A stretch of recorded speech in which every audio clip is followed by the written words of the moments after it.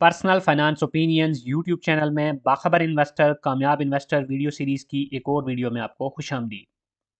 आज की इस वीडियो में 15 जून जनवरी से लेके 19 जनवरी तक का जो हफ्ता जो आज कंप्लीट हो रहा है इसके हवाले से बात की जाएगी और स्टॉक मार्केट से रिलेटेड जितनी भी अहम खबरें हैं डायरेक्टली या इनडायरेक्टली जो स्टॉक मार्केट पे असरअंदाज होती हैं और पाकिस्तान की इकानमी से रिलेटेड उन सबको इस वीडियो में डिस्कस किया जाएगा।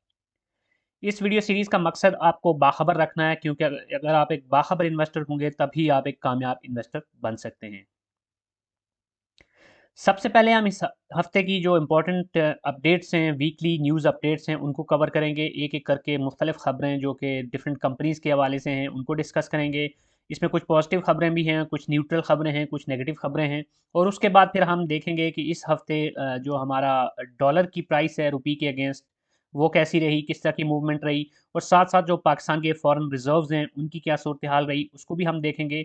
और लास्ट बट नॉट लीस्ट हम पाकिस्तान स्टॉक मार्केट में इस हफ्ते में जो भी मूवमेंट्स रही उसको देखेंगे कि इंडेक्स की मूवमेंट कैसी रही और फिर ऑयल प्राइसेस जो इंटरनेशनल मार्केट में कैसी रही, ये चीज़ें भी हम डिस्कस करेंगे। सबसे पहले जो खबर है वो हपको के हवाले से है। पावर सेक्टर की कंपनी हपको ने ऐलान किया है कि कंपनी के बोर्ड ऑफ डायरेक्टर्स ने एक कंपनी है Sindh Engro coal mining limited, तो उसके शेयर्स की एक्विजिशन के हवाले से मुज़ाकरात करने और इसके लिए जो भी मुआहदे हैं उसके को करने के हवाले से बोर्ड ने अप्रूवल दे दिया है। अब ये जो मुमकिना ट्रांज़ैक्शन है इसकी जो तकमील है वो ऑब्वियसली जो भी कंसर्न्ड अथॉरिटीज़ हैं और उनकी मंजूरी के बाद ही होगी और जो भी ज़रूरी कागज़ी कार्रवाई है उसके बाद ही मुमकिन होगी।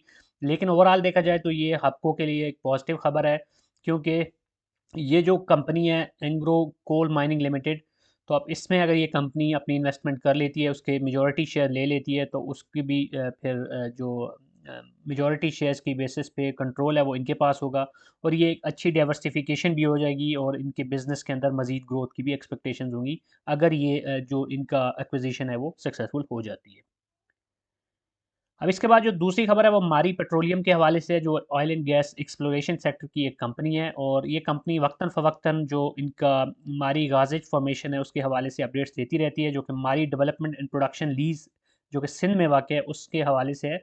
और आज इनकी खबर ये है कि इनका जो दूसरा अप्रेजल वेल था इस Mari development and production lease Sindh में, उसकी ड्रिलिंग और टेस्टिंग को इन्होंने कामयाबी से मुकम्मल कर लिया है। और फर्दर डिटेल्स इन्होंने ये शेयर की है कि इस वेल को 1014 मीटर तक जो है ड्रिलिंग की गई है और यहाँ से जो गैस का फ़्लो इनको मिला है उसकी अगर बात की जाए तो वो 5.57 MMSSCFD है। तो ये यानी डेली बेसिस पे जो उसका फ़्लो होता है उसके लिए ये फ़ॉर्मूला यूज़ होता है या ये यूनिट यूज़ होता है। तो ये एक सिग्निफिकेंट नंबर है, इट मीन्स कि ये एक सक्सेसफुल ड्रिलिंग थी। मारी पेट्रोलियम की तरफ से और दीगर जो oil and gas exploration sector की कंपनीज़ हैं उसके हवाले से बात की जाए तो पिछले कुछ अर्से में बड़ी सक्सेसफुल इनकी इस तरह की एक्सप्लोरेशंस रही हैं। अभी पिछले ही इसी सीरीज़ की एक वीडियो में मैंने नॉर्थ वज़ीरिस्तान में ओजीडीसी के हवाले से एक ख़बर शेयर की थी कि वहाँ पर भी एक एक्सप्लोरेशन हुई है, सक्सेसफुल हुई है। तो गैस के हवाले से मुख्तलिफ़ किस्म की जो इस तरह के नए ये अपने वेल्स ड्रिल करके टेस्ट कर रहे हैं और वो सक्सेसफुल हो रहे हैं। तो उससे ना सिर्फ ये कि पाकिस्तान की जो गैस की ज़रूरियात हैं उसको फ्यूचर में पूरा करने में मदद मिलेगी, बल्कि ये जो कंपनीज़ हैं इनका अपना जो बिज़नेस है उसको भी बढ़ाने में फ़ायदा होगा इनको और कंसिक्वेंटली जो इन्वेस्टर्स हैं या शेयर होल्डर्स हैं उनको भी इस प्रॉफिट में अपना हिस्सा मिलेगा। अब इसके बाद जो एक और ख़बर है वो भी पावर सेक्टर की कंपनी के हवाले से ही है और ये ख़बर है कैप्को के हवाले से। और कैप्को ने ये अनाउंस किया है कि टेनागा जेनरेसी लिमिटेड कंपनी है, उसके मेजॉरिटी शेयर्स हासिल करने के लिए इस कैप्को ने बिड किया है। और अगर इस टेनागा जेनरेसी लिमिटेड के हवाले से बात की जाए तो ये जो कंपनी है ये सिंध में इसका एक प्लांट है, विंड पावर प्रोजेक्ट है जो कि 49.5 मेगावाट कैपेसिटी का हामिल है। तो ये एक अच्छी डाइवर्सिफिकेशन भी होगी और एक अच्छा बिजनेस केस भी बनेगा पावर सेक्टर कंपनी कैप्को के लिए कि वो विंड पावर प्लांट के अंदर की भी मेजॉरिटी शेयर लेने में कामयाब अगर हो जाती है। तो वैसे भी कैप्को काफ़ी अरसे से खबरों में है, इनका प्लांट बंद पड़ा हुआ है और इनके पास कैश की बात की जाए तो काफ़ी सिग्निफिकेंट कैश है जिसको ये कहीं भी यूटिलाइज़ कर सकते हैं, इन्वेस्ट कर सकते हैं। तो ये एक प्रॉस्पेक्ट उनका एक फ्यूचर प्रॉस्पेक्ट बन सकता है और ये जो बिज़नेस अपॉर्चुनिटी है ये और इस तरह की मज़ीद अगर अपॉर्चुनिटीज़ को ये अवेल करते हैं, अपने कैश फ्लो को यूटिलाइज़ करके अच्छी इन्वेस्टमेंट्स करते हैं, तो ये एक बेहतरीन बिज़नेस की तरफ दोबारा से जा सकते हैं। Other than the core business, यानी कि कोर जो इनका अपना प्लांट है वो अभी बंद भी है, तो ज़ाहिर है आने वाले दिनों में कहीं न कहीं दोबारा से उसको स्टार्ट हो ही जाएगा, क्योंकि पाकिस्तान में आपको पता है कि ऑलरेडी जो बिजली का क्राइसिस है वो गर्मियों में बहुत ज़्यादा होता है। तो उस सिचुएशन के अंदर चांसेस यही होंगे कि गवर्नमेंट कैपको के साथ भी दोबारा से जो मेजर प्रॉब्लम होता है वो रेट्स के हवाले से होता है। जो एग्रीमेंट होता है तो वो वहाँ पर किस तरह का ये अपना रेट उनके साथ डिस्कस करते हैं और किन टर्म्स एंड कंडीशंस पे ये अपना बिज़नेस करते हैं। वो अगर एग्री हो जाता है तो उस केस के अंदर तो फिर इनको पावर टैरिफ अगर इनको मिल जाता है तो उस टैरिफ के अप्रूवल के बाद इनका जो कोर प्लांट है वो भी चल सकता है। तो ओवरऑल देखा जाए तो ये एक मुस्बत खबर है कैप्को के हवाले से। इसके बाद जो अगली खबर है वो मैक पैक फिल्म्स लिमिटेड के हवाले से है। प्लास्टिक पैकेजिंग बनाने वाली ये कंपनी है और इसने ऐलान किया है कि कंपनी के बोर्ड ने दुबई के फ्री जोन में एक होली ऑन्ड सब्सिडरी बनाने के हवाले से मंजूरी दे दी है। और ये जो इनकी होली ऑन्ड सब्सिडरी होगी, इसके ज़रिए इनका पर्पज़ ये है इसका कि ये अपनी जो एक्सपोर्ट बिजनेस है उसको बढ़ाना चाहते हैं और जो ग्लोबल मार्केट है उसमें अपने फुटप्रिंट्स को इंक्रीज़ करना चाहते हैं। तो ये एक पॉजिटिव चीज़ है इस कंपनी के हवाले से कि ये अब यूएई में और इंटरनेशनल मार्केट में अगर इस तरह पेनिट्रेट करती है और वहाँ पर बिज़नेस अपना ग्रो करती है, तो इसका बहुत इस कंपनी को फ़ायदा होगा। इस कंपनी के कोर बिज़नेस के हवाले से बात की जाए तो मुख्तलिफ़ किस्म की जो प्लास्टिक पैकेजिंग है, पाकिस्तान में अब डिफरेंट ब्रांड्स की जो प्रोडक्ट्स यूज़ करते हैं, उसकी जो प्लास्टिक पैकेजिंग होती है उसमें मोस्टली ये कंपनी है जो कि वो बना रही होती है। अब जो अगली खबर है वो सुजुकी मोटर्स के हवाले से है। पाक सुजुकी की जो मेजॉरिटी शेयर होल्डर्स है सुजुकी मोटर्स कॉरपोरेशन, उसने मंजूरी दे दी है, यानी एक्सेप्ट कर लिया है पीएसएक्स की तरफ से जो मुतय्यन करदा प्राइस थी शेयर की 609 रुपीज़ पर शेयर। तो अब ये उस कीमत के ऊपर माइनॉरिटी शेयर होल्डर से 62% तकरीबन बनता है, वो शेयर्स बाय बैक करेंगे। तो ये बायबैक करने के बाद ही वो फिर अपने जो डीलिस्टिंग का प्रोसेस है उसमें आगे बढ़ सकेंगे। यहाँ पर इम्पॉर्टेंट चीज़ ये है कि सुज़ुकी पाक सुज़ुकी का जो शेयर था वो पिछले कुछ दिनों में तो बहुत ऊपर चला गया था। लेकिन अब जब ये 609 अनाउंस हुआ तो इट मीन्स कि अब इससे ज़्यादा पे ये नहीं ले सकेंगे। तो आज हमने देखा कि अब शेयर की प्राइस फ़िक्स हो चुकी है 609 पे। तो अब 609 से अगर आपने पहले-पहले इसको ख़रीदा था, लेट्स सपोज़ कि आपने इसकी बाइंग 400-500 में की थी, तो फिर तो आपको एक सिग्निफिकेंट इसमें अभी भी जब ये बाय बैक होगा तो फ़ायदा मिल सकता है। अदरवाइज़ फ़ायदा उन्हीं लोगों का हुआ होगा जिन्होंने फिर कम पे ख़रीद के जब ये 700 से ऊपर 800 या जो भी हाईएस्ट प्राइस जहाँ तक गया था, मुझे एग्जैक्ट इस वक्त नंबर याद नहीं है, तो उसके बीच में जिन लोगों ने सेल कर दिया वो भी इसमें से पोटेंशियल एक अपॉर्चुनिटी हासिल करने में कामयाब रहे। अब ये ख़बर इस लिहाज से तो मुस्बत है कि एक अच्छी प्राइस के ऊपर अब ये शेयर लोग बेच रहे होंगे और कंपनी ख़रीद रही होगी। लेकिन इसको मैं नेगेटिव इस सेंस में भी कहता हूँ कि अब इट मीन्स कि एक और बड़ी कंपनी डीलिस्ट हो रही है पाकिस्तान स्टॉक मार्केट में से। कंपनीज़ जितनी ज़्यादा लिस्ट होंगी उतना ही स्टॉक मार्केट के लिए और ओवरऑल स्टॉक मार्केट की जो हसल बसल है उसके लिए अच्छा है। और जितनी ज़्यादा कंपनीज़ डीलिस्ट होंगी उतना ही ज़्यादा वहाँ पर वॉल्यूम्स कम होंगे, गहमा-गहमी कम होगी। अब जो अगली खबर है वो फैसल बैंक के हवाले से है। इस कंपनी ने अनाउंस किया है कि चूँकि बहुत सारे बैंक्स ने इंक्लूडिंग फैसल बैंक कुछ अर्सा पहले अपनी करेंसी एक्सचेंज कंपनीज़ बनाने जो कि उनकी होली ओन सब्सिडरीज़ होंगी उस हवाले से इन अनाउंसमेंट्स की थी और फिर कहा था कि ये सब्जेक्ट टू अप्रूवल हैं।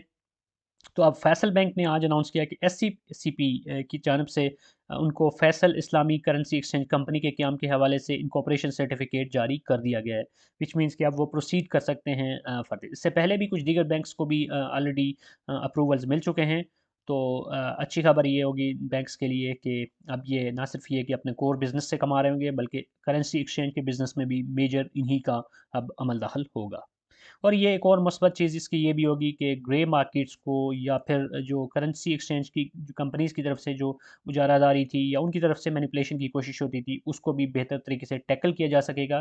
क्योंकि बैंक्स के अंडर अगर एक्सचेंज कंपनीज़ होंगी, तो वो ज़्यादा बेहतर तरीके से रेगुलेटेड होंगी।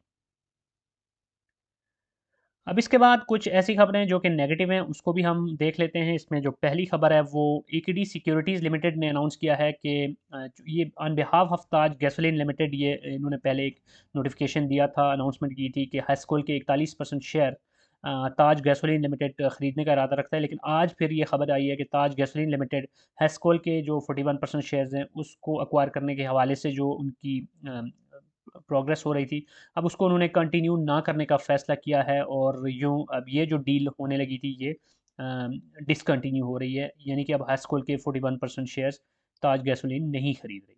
तो ये नेगेटिव ख़बर है हास्कोल के लिए और इसका असर हम मार्केट पे भी देखेंगे। अब जो दूसरी खबर है वो लॉटे केमिकल के हवाले से है। ये पिछले हफ्ते भी खबरों में थी। पिछले हफ्ते ये खबरों में इस लिहाज से थी कि लकी कोर इंडस्ट्रीज़ की जो एक सब्सिडरी थी लकी वेंचर्स, उसने अनाउंस किया था कि वो इस कंपनी के मेजॉरिटी शेयर्स लेने के हवाले से जो उनकी डील चल रही थी 75% शेयर्स लेने की, अब वो भी पीछे हट गए हैं। लेकिन आज जो खबर है वो उससे हट के है कि लॉटे केमिकल का जो प्लांट है वो 15 जनवरी से 24 जनवरी तक 2024 तक बंद रखने का ऐलान किया गया है। और जो उन्होंने वजह बताई है वो ये है कि जो अवेलेबल इन्वेंट्री है उसको ताकि बेहतर तौर पे मैनेज किया जा सके। तो इससे पता चलता है कि कंपनी जो अपनी प्रोडक्ट्स बना रही है ऑलरेडी वो इन्वेंट्री इनके पास ज़्यादा है, विच मीन्स कि इनकी इतनी वो बेहतर तरीके से उसको वो आगे सेल आउट नहीं हो रही, या मार्केट में इस वक्त इतना कोई फेवरेबल इनको माहौल नहीं मिल रहा। अब जो तीसरी नेगेटिव खबर है वो नेगेटिव इस सेंस में कि एक और कंपनी स्टॉक मार्केट से डीलिस्ट हो रही है और वो कंपनी है एईएल टेक्सटाइल्स लिमिटेड। लेकिन इसके डीलिस्ट होने की रीज़न थोड़ा सा डिफरेंट है और वो रीज़न ये है कि कुछ हफ्ते पहले ही इस कंपनी ने अनाउंस किया था स्टॉक मार्केट में कि एक और कंपनी है जो कि स्टॉक मार्केट में लिस्टेड नहीं है, स्टाइलर्स इंटरनेशनल लिमिटेड। तो उस कंपनी के साथ इनका मर्जर या अमलगेशन हो गया है। तो अब चूँकि एईएल लिमिटेड उस कंपनी का हिस्सा बन गई है स्टाइलर्स इंटरनेशनल का, तो उसके बाद अब ये पीएसएक्स में as a public limited company list नहीं रहेगी और 22 जनवरी 2024 से इसको पाकिस्तान स्टॉक मार्केट से डीलिस्ट कर दिया जाएगा। अब कुछ दीगर जो मिसलेनियस खबरें हैं उनको भी देख लेते हैं और उसमें जो पहली मुस्बत खबर है वो ये है कि यूएई ने इस हफ्ते की जो खबर थी उसमें जो ऑलरेडी एक वीडियो में मैंने कवर भी की थी कि 2 अरब डॉलर का जो कर्ज था पाकिस्तान का, जिसको अब पाकिस्तान ने जनवरी में रिटर्न करना था, अब वो रोल ओवर हो गया है। तो ये एक जो हमारे फॉरेन रिजर्व्स हैं उस पर एक मुमकिन बोझ आना था, वो उसका ख़तरा टल गया। और इसके साथ इसको आगमेंट करने के लिए एक और ख़बर ये भी है कि आईएमएफ की जो एक किस्त थी ऑलमोस्ट 700 मिलियन की, वो भी मौसूल हो गई है। सो ये दोनों चीज़ें अब हमारे लिए फॉरेन रिजर्व्स के हवाले से पॉजिटिव हैं। फिर जो तीसरी खबर है वो ये है कि जो पहली शशमाही थी इस साल की, यानी फर्स्ट हाफ है इस फाइनेंशियल ईयर का, जो कि जुलाई से दिसंबर तक, उसमें जो आईटी एक्सपोर्ट्स हैं पाकिस्तान की उसमें 9% का इजाफा हुआ है, which is another positive thing. इससे कम्प्लीमेंट्री बात एक और यहाँ पर शेयर करना ज़रूरी है कि इस वक्त जो निगरान हमारे आईटी मिनिस्टर हैं उमर सैफ साहब, वो बड़ा अच्छा काम कर रहे हैं। इस हवाले से कोशिश उनकी पूरी है आईटी एक्सपोर्ट्स में इजाफा करने की, और साथ साथ स्टेट बैंक भी इस हवाले से बहुत अच्छे इनिशिएटिव्स ले रहा है, जिसमें एक तो फ्रीलांसर्स से डिजिटल अकाउंट के हवाले से उसमें जो रिटेंशन डॉलर रिटेंशन को उन्होंने 50% तक बढ़ा दिया। पूरी कोशिश कर रहे हैं, मतलब सिटीज़ के अंदर वो सेमिनार्स वर्कशॉप्स कर रहे हैं जहाँ पर फ्रीलांसर्स को एड्रेस किया जा रहा है, उनको इन्वाइट करके उनकी प्रॉब्लम्स को, उनकी कंसर्न्स को सुना जा रहा है। और उससे रिलेटेड ये है कि जो हमारे निगरान आईटी मिनिस्टर हैं उन्होंने चंद दिन पहले ही खबर दी थी कि पेपाल डायरेक्टली तो पाकिस्तान में नहीं आ रहा, लेकिन पूरी कोशिश जारी थी। तो अब इनडायरेक्ट तरीके से पेपाल की सर्विसेज पाकिस्तान में आपको फ्रीलांसर्स को पैसे रिसीव करने के लिए दस्तयाब होंगी।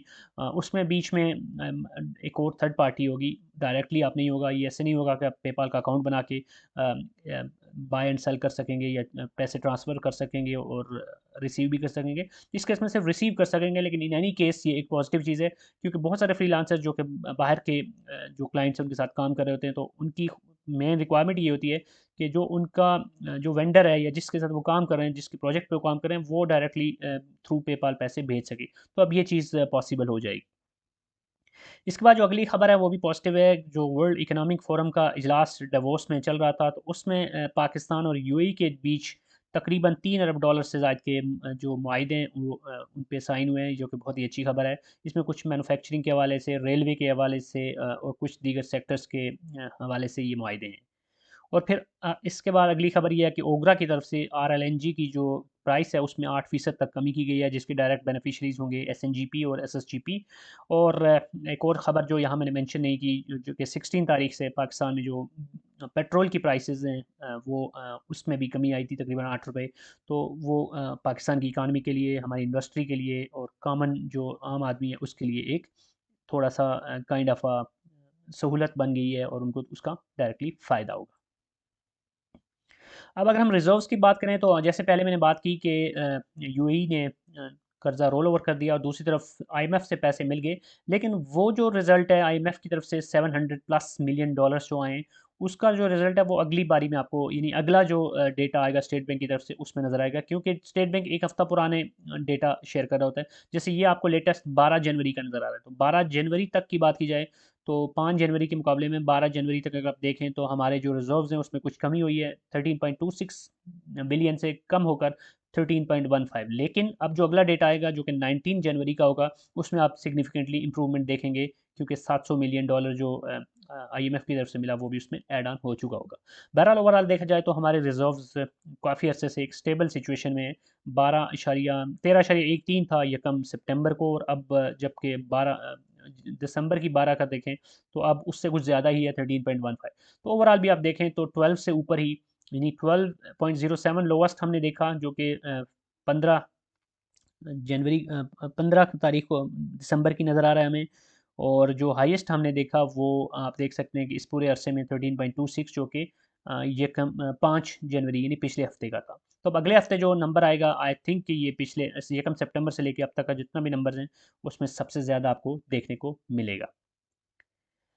अब अगर हम डॉलर की प्राइस की इस हफ्ते सूरत हाल देखें तो 15 जनवरी से लेके 19 जनवरी तक आप देख सकते हैं कि मस्बत चीज़ ये है कि डॉलर की प्राइस मज़ीद कम हुई है। 15 जनवरी को 280 रुपये 24 पैसे इंटरबैंक रेट था डॉलर के का पीकेआर के अगेंस्ट, और अभी 19 जनवरी को आज जो क्लोजिंग हुई है वो 279 रुपये 90 पैसे। तो तकरीबन 34 पैसे की कमी मज़ीद इस हफ्ते में भी रिकॉर्ड हुई है। कोई बहुत बड़ी कमी नहीं है, लेकिन जैसे पहले भी मैंने पिछली वीडियोज़ में भी यही कहा था कि इस तरह की जो हल्की सी एक डिक्लाइन है वो ज़्यादा एक स्टेबल और ऑर्गेनिक काइंड ऑफ डिप्रिसिएशन होती है डॉलर की, और अप्रिसिएशन होती है पीकेआर की। बहुत ज़्यादा अगर आर्टिफिशियली जंप लगना शुरू हो जाए तो उसका इंडस्ट्री को, या जो इंडस्ट्रियलिस्ट हैं या जो लोग इंपोर्ट या एक्सपोर्ट कर रहे होते हैं उनके लिए थोड़ा सा वो इबाहम पैदा कर देता है, और उनको क्लैरिटी नहीं होती, और उसकी वजह से उनको मसाइल पेश आते हैं अपने बिल्स को क्लियर करने में। तो अगर इस तरह 280 के आसपास ही डॉलर हवर अराउंड करता रहता है और आगे चलकर कोई इसके अंदर बड़ा आप जंप नहीं देखते इधर डायरेक्शन, तो ये हमारे लिए बेहतर होगा। अब इसके बाद अगर हम ऑयल प्राइस को, ब्रेंट क्रूड की प्राइस को देखें इंटरनेशनल मार्केट में, तो इस हफ्ते में आप देख सकते हैं कि ऑयल की प्राइसेस थोड़ा ऊपर गई हैं। इस वक्त 79.5 पे है पर बैरल ब्रेंट क्रूड, और उसकी एक बड़ी रीज़न ये है कि मिडल ईस्ट में जो क्राइसिस, और ख़ास तौर पे यमन में जो क्राइसिस चल रहा है उसका भी इस पे असर है, और फिर साथ साथ ईरान का भी प्रॉब्लम्स चल रहे हैं। पाकिस्तान के अंदर उसने अटैक किया, फिर पाकिस्तान ने काउंटर अटैक किया, इसके अलावा ईरान ने इराक़ के अंदर और शाम के अंदर, इनके मुख्तलिफ महाज खुले हुए हैं इस वक्त। इसराइल और फ़लस्तीन का मसला तो है ही है, लेकिन साथ साथ ये दीगर मसाइल मुख्तलिफ़ किस्म के चल रहे हैं। तो इन सारों की वजह से इनका जो असर है वो ऑयल मार्केट के ऊपर डायरेक्टली होता है, क्योंकि मिडल ईस्ट के अंदर जब भी कोई क्राइसिस आए, कोई भी प्रॉब्लम आए, तो ऑयल की प्राइसेस उससे डायरेक्टली लिंक होती हैं। तो बहरहाल अभी भी मैं यही कहूँगा, मैं हमेशा यही कहा करता हूँ कि 80 से जब तक डॉलर की प्राइस पर बैरल $80 से कम है ऑयल की प्राइस, तो हमारी इकानमी के लिए बेहतर ही है। जितना ज़्यादा कम होगा उतना ही अच्छा होगा। अब इसके बाद अगर हम पाकिस्तान स्टॉक मार्केट की इस पूरे हफ्ते की मूवमेंट देखें KSE 100 इंडेक्स की, तो अनफॉर्चुनेटली 5 के 5 जो दिन हैं यहाँ पर आपको रेड कैंडल्स ही मिलेंगी। और इंडेक्स के अंदर हम देखें तो 64,877 था तकरीबन, जो ओपनिंग थी 15 जनवरी की यानी मंडे की, और आज जो क्लोजिंग हुई है फ्राइडे को वो 63,282 पे हुई है। तो तकरीबन आप कह सकते हैं कि 1500 से ज़्यादा पॉइंट्स इस हफ्ते में मार्केट ने लूज़ किए हैं। और इसमें जो इम्पोर्टेंट चीज़ एक और है वो ये है कि वॉल्यूम्स भी कोई बहुत ज़्यादा हौसला अफ़ज़ा नहीं है। तो ओवरऑल देखा जाए तो इस हफ़्ते में मार्केट डिप्रेशन का ही शिकार रही, और उसमें एक बड़ा फैक्टर जो था वो, जो कल की ख़ास तौर पे बात की जाए तो उसमें जो ईरान और पाकिस्तान की जो टसल है उसका ज़्यादा इम्पैक्ट लिया मार्केट ने। इसके अलावा पॉलिटिकल साइड के ऊपर भी कोई क्लैरिटी नहीं है, आल्दो के इलेक्शन कमीशन के मुताबिक यही कहा जा रहा है कि इलेक्शन होने हैं फरवरी में, लेकिन फिर भी कुछ सेनेट के अंदर भी करारदादें इस तरह की पेश की गई हैं कि लॉ एंड ऑर्डर की सिचुएशन को मद्देनज़र रखते हुए इलेक्शन को आगे ले लेके जाया जाए। और अगर इलेक्शन या पॉलिटिकल साइड के ऊपर इस तरह की अफवाहें हकीकत का रूप धार लेती हैं तो फिर उसका भी नेगेटिव असर होगा। लेकिन इस हफ्ते में कुछ मुस्बत खबरें आई थी, लेकिन उसके बावजूद हमने देखा कि मार्केट ने उसका कोई अच्छा असर नहीं लिया। आईएमएफ की तरफ से किस्त आई, यूएई की तरफ से रोल ओवर हुआ, तो होना तो ये चाहिए था कि उसका मुस्बत असर लिया जाता, लेकिन उसका मार्केट ने मुस्बत असर नहीं लिया। बहरहाल आगे चलकर अब आने वाले हफ्तों में बहुत सारी कंपनीज़ की बोर्ड मीटिंग्स हैं, और कुछ की बोर्ड मीटिंग्स अनाउंस हो चुकी हैं, कुछ की मज़ीद होनी है, और इसमें फिर डिविडेंड्स वगैरह भी अनाउंस होंगे।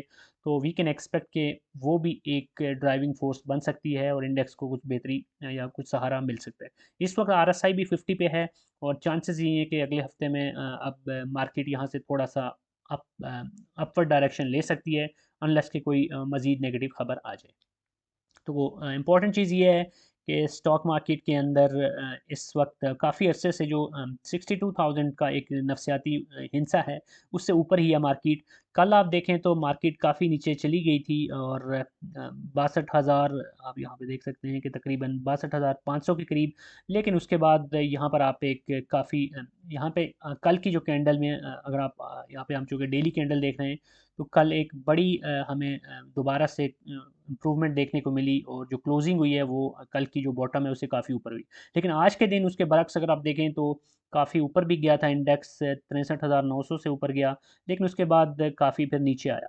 और आज का जो सेकंड स्पेल था फ्राइडे को, उसमें मार्केट अगरचे पॉजिटिव क्लोज हुई, लेकिन ओवरऑल आज के दिन देखें तो बहरहाल मार्केट में नेगेटिविटी ही प्रिवेल करती रही। तो ये तो खैर स्टॉक मार्केट का हुस्न होता है, कभी ये ऊपर जाती है, कभी नीचे जाती है, अपॉर्चुनिटीज़ आपको प्रोवाइड करती है। जब नीचे जाती है तो लोग बाय करते हैं। अब जैसे अभी 62 पे है, तो बहुत सारे लोग जो कि 65 के करीब ज़्यादा काशियस हो गए थे कि अब बाइंग नहीं बनती, अब उन्होंने बहुत सारी पोजीशन संभाल ली होंगी, और वो इसमें से फ़ायदा उठाएंगे। इसमें ख़ास तौर पे जो लोग ट्रेडर्स होते हैं वो तो ऐसी अपॉर्चुनिटीज़ को ढूंढ रहे होते हैं, लेकिन इन्वेस्टर्स के लिए भी इसमें अपॉर्चुनिटीज़ होती हैं। वो ब्लू चिप स्टॉक्स जो कि आपको थोड़े से भी अगर वारे में मिल रहे होते हैं, तो आप उनके अंदर जंप इन कर सकते हैं, और फिर आगे चल के जब डिविडेंड्स वगैरह अनाउंस होंगे, तो अगर डिविडेंड अच्छे अनाउंस होते हैं उन कंपनीज़ में, तो उनकी प्राइसेस भी ऊपर जाएंगी। तो डिविडेंड की मद में भी और कैपिटल गेन की मद में भी आप उनसे फ़ायदा उठा सकते हैं। तो that's it from this video. I hope कि आज की वीडियो में जो इन्फॉर्मेशन आपसे शेयर की गई है यूज़फुल होगी, और इसकी बेसिस पे आपको इन कंपनीज़ के हवाले से बेहतर अवेयरनेस मिली होगी। कोई भी क्वेश्चन है, कोई भी फीडबैक है, तो कमेंट सेक्शन में लिख सकते हैं, और अगर आपको वीडियो पसंद आई है तो चैनल को सब्सक्राइब करना, वीडियो को लाइक करना, और बेल आइकन को प्रेस करना मत भूलिएगा। Thank you very much.